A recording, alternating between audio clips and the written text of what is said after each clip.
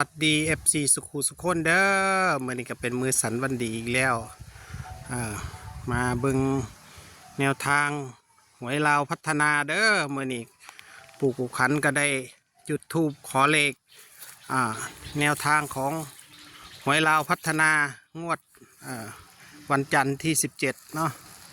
เดือนสิงหาคมพุทธศักราช2569ก่อนอื่นก็พามาชมนาที่ขาดน้ำเนาะเข้ามันขาดน้ำนี่ก็เบิ่งทรงบ่ค่อยงามปานใดมีแต่พวกอันนี้วัชพืชมันขึ้นเนาะก็เดี๋ยวจะพาไปเบิ่งตัวเลขที่ปู่กุขันได้จุด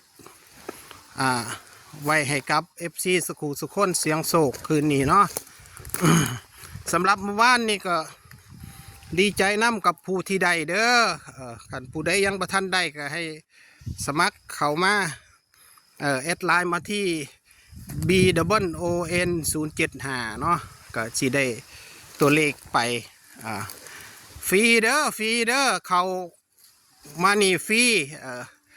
ถูกแล้วจังสมนาคุณให้กับหลวงปู่อย่าไปย่านปานนั่น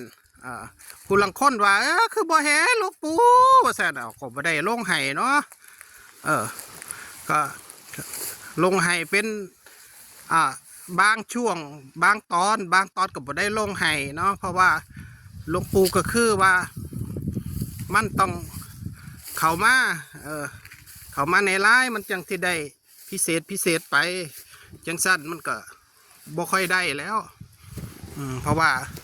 ก็สิมีพิเศษให้เพิ่นแน่จักหน่อยนึงเบิ่งสระน้ำพุ่นสระน้ำของ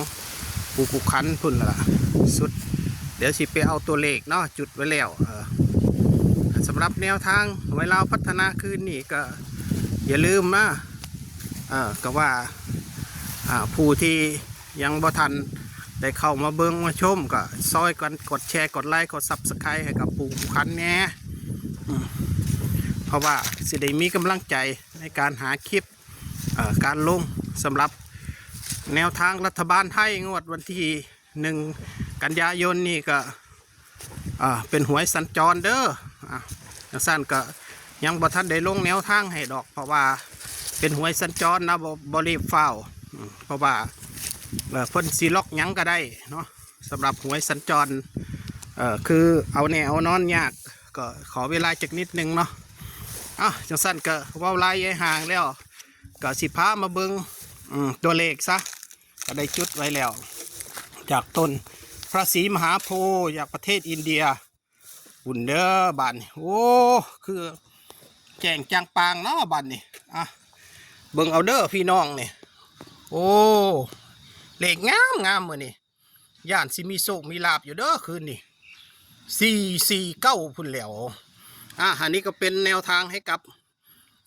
FC สุขุสุขคนเด้อเป็นแนวทางเท่านั้นจุดไปขันชอบก็จัดคัดกระพานบ่สามารถที่จะหูว่ามันสิออกอีกหยังคืนนี้ก็ให้เป็นเพียงแนวทางเท่านั้น